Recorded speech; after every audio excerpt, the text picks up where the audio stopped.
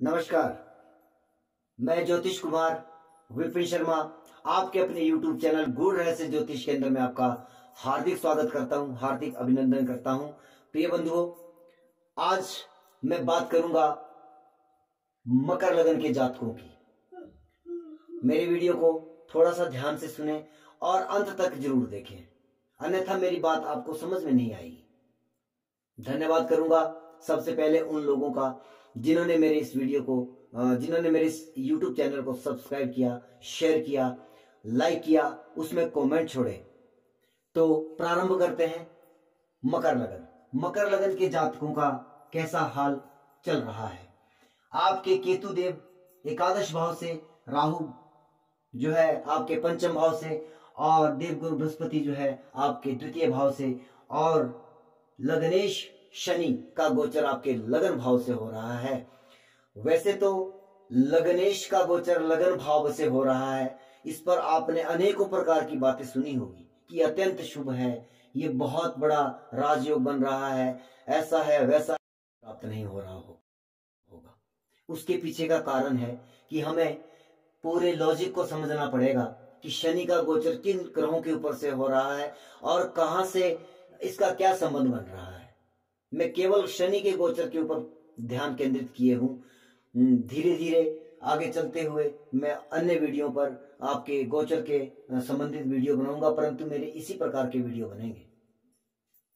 इसके लिए आप लोग, अगर आपको समझ नहीं आता है तो कमेंट बॉक्स में जरूर कोई ना कोई जो आपको समझ में नहीं आ रही उस बात को पूछ सकते हैं।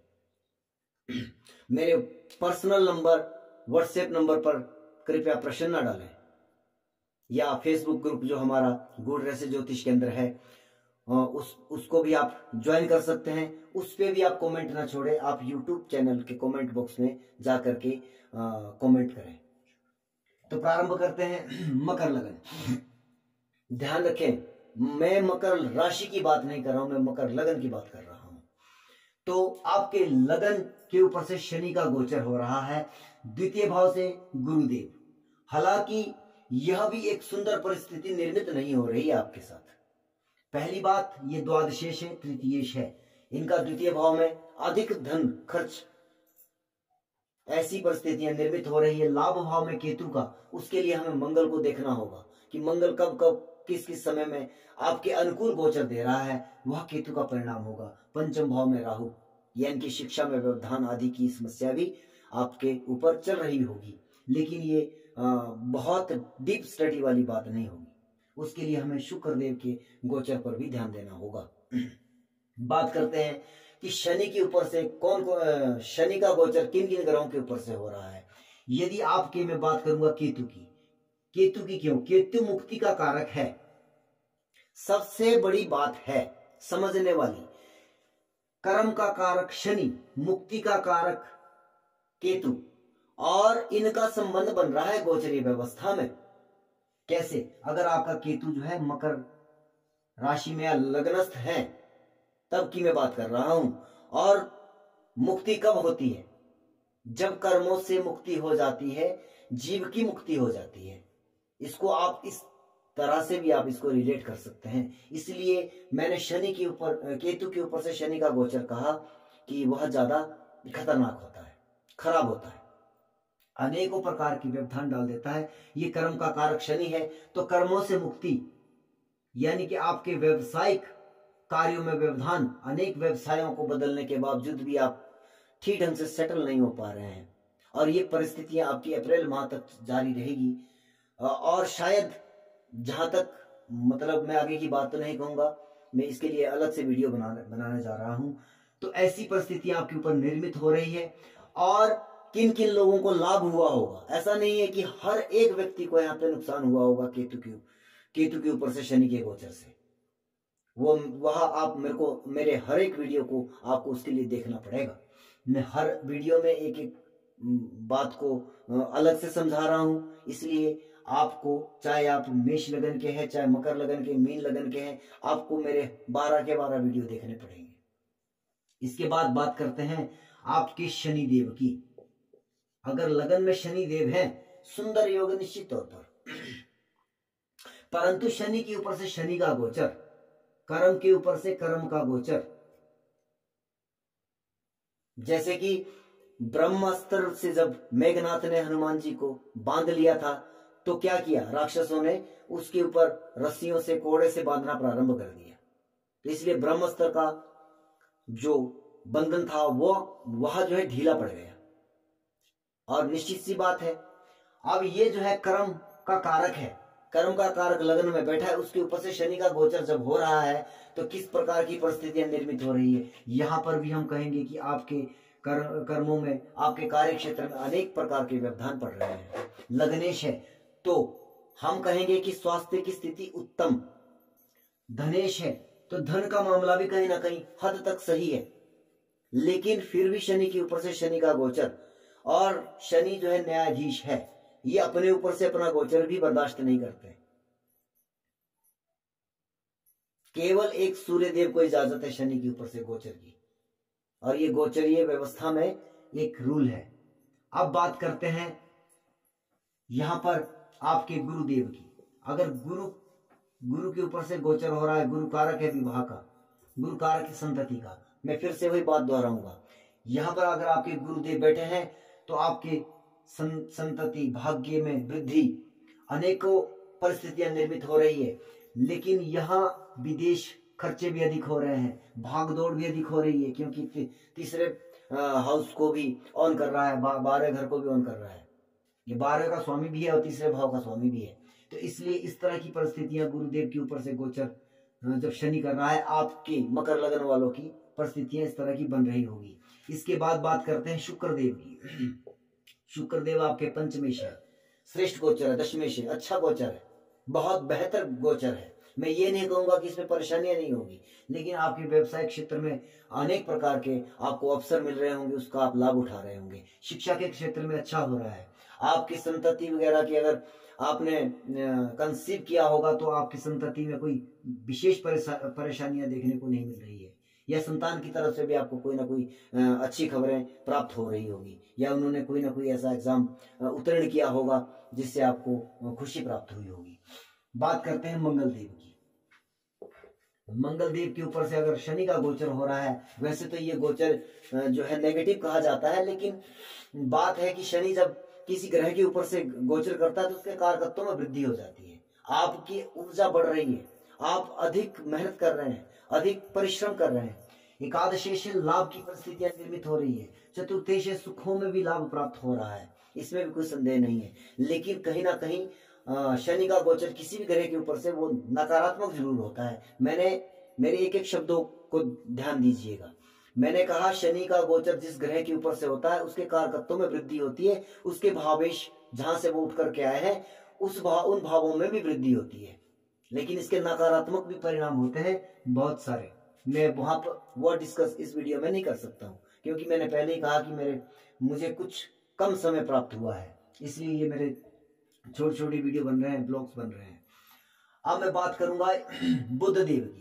बुध आपके षष्ठमेश भी है और भाग्येश भी है निश्चित तौर पर, और ये व्यापार के कारक है, व्यापार में वृद्धि हुई होगी, भाग्य से आपको बहुत सारी अच्छी संभावना मिली होगी। छठे भाव का स्वामी है तो यहाँ पर नौकरी पेशे वालों के लिए भी अच्छी खबरें प्राप्त हुई होगी, या आपकी प्रमोशन आदि हुई होगी, इसमें भी कोई संदेह नहीं है।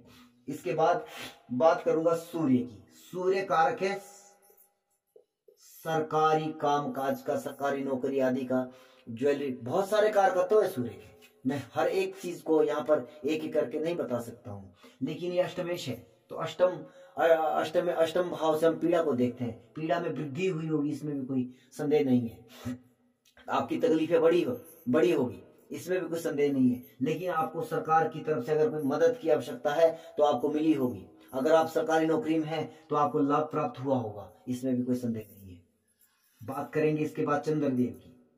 अगर चंद्रमा आपका यहाँ पर है तो यह समय आपके लिए प्रतिकूल, अनुकूल या प्रतिकूल, इस तरह से इसको मध्यम कहेंगे, क्योंकि वह सप्तमेश है। अगर आप विवाह के लिए प्रयासरत थे तो आपका यहाँ पे या तो विवाह हो चुका होगा, या अप्रैल माह तक आपका विवाह वो हो सकता है अगर आप प्रयास कर रहे होंगे।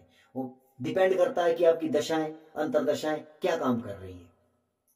लेकिन मानसिक परेशानी आपको वह आपका पीछा नहीं छोड़ रही है, उसमें भी कोई ना कोई समस्याएं आ रही है, क्योंकि आपकी 7.5 भी चल रही है फिर, क्योंकि आपकी मकर लगन भी है और मकर राशि भी है। और इसके बाद करते हैं दूसरे पहलू की, किस भावेश से, किस का कारक से शनि का अष्टम में गोचर हो रहा है। तो अगर हम बात करेंगे मिथुन राशि की, ये आपके षष्ठम भाव में पड़ रही है। यहां पर यदि आपके शनि देव हैं जो कि लग्नेश है, पहले ही यह स्थिति अच्छी नहीं है, आपके लगन की हानि हो रही है। दूसरी बात क्या है कि जब शनि का गोचर आपके लग्नेश से अष्टम में हो रहा है, तो ये आपके स्वास्थ्य के लिए अत्यंत अरिष्टकारक समय चल रहा है, आपकी मान प्रतिष्ठा के लिए ये अत्यंत अरिष्टकारक समय चल रहा है। और धनेश भी शनि है आपकी, तो इसलिए धन की परिस्थितियों में भी आपको कहीं ना कहीं परेशानियां मिल रही है, आपको धन हानि हो रही है, या तो फिर आप जो है अपने कार्य क्षेत्र के लिए दर दर की ठोकरें खा रहे हैं, इस तरह की परिस्थितियां आपकी निर्मित हो रही है। बात करेंगे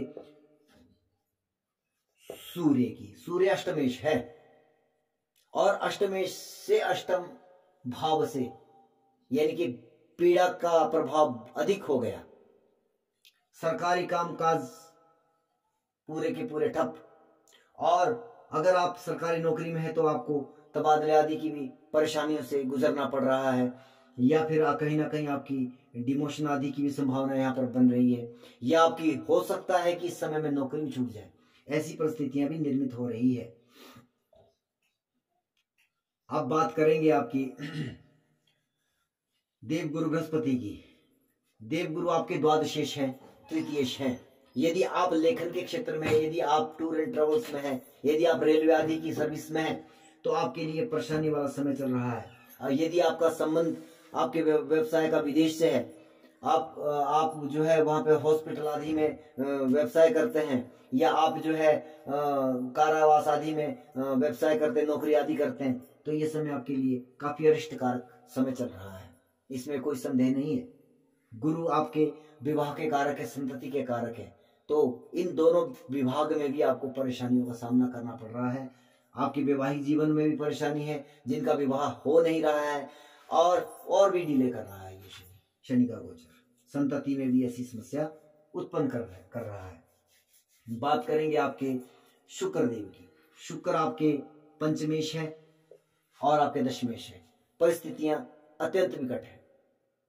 आपके दशमेश है, कार्य क्षेत्र जो है वो प्रभावित हो चुका है, कहीं ना कहीं काफी बुरी खबरें आपको व्यापार क्षेत्र से आ रही है, अपने व्यवसाय से आ रही है। पंचमेश है, संतति से भी कोई ना कोई आपको बुरी खबर मिल रही है, उनके स्वास्थ्य में कोई ना कोई समस्या आ रही है। अगर आप विद्यार्थी शिक्षार्थी हैं तो आपको शिक्षा में व्यवधान पड़ रहा है, अनेक प्रकार की समस्या यहाँ पे उत्पन्न हो रही है। इसके बाद बात करेंगे चंद्रमा की। चंद्रमा आपका जो है वह सप्तमेश है, वैवाहिक जीवन अस्त व्यस्त, विवाह नहीं हो रहा है तो और डिले हो गया, अप्रैल के बाद प्रयास करिएगा। अप्रैल तक आपकी संभावनाएं बहुत विशेष नहीं है, अगर दशाएं अंतरदशाएं भी वो प्रतिकूल है, तब ये और भी विकट परिस्थितियां हो जाती है। मानसिक परेशानियां भी है, क्योंकि मन का कारक है, माता का कारक है, तो माँ के स्वास्थ्य में भी गिरावट देखने को मिल रही है। बुध देव की बात करेंगे। बुध देव आपके नवमेश है, भाग्येश है, षष्ठमेश भी है। रोगों में इजाफा, भाग्य की हानि, पिता के स्वास्थ्य का भी आपको इस समय बहुत ख्याल रखना हो रहा होगा। तो इस तरह की परिस्थितियां निर्मित हो रही है। मंगलदेव, यदि कोई मुझसे दोबारा अगर मैंने किसी को कनेक्ट कर दिया हो तो उसके लिए मुझे क्षमा करें। मंगलदेव आपके चतुर्देश है, सुखों की हानि, लाभ की हानि, और पराक्रम और मेहनत, जितनी मेहनत कर रहे हैं उसका आपको कहीं ना कहीं कोई परिणाम नहीं मिल रहा है। इस तरह की परिस्थितियां मंगलदेव से अष्टम में शनि के गोचर से आपको निर्मित हो रही है। मुझे लगता है अब कोई ग्रह छूटा नहीं है, तो आप सभी मेरे पास समय की जो है वह तंगी है, इसके लिए मुझे क्षमा करें। मेरा वीडियो यहीं पर जो है मैं समाप्त करता हूं। आप सभी को नमस्कार। जय सिया राम।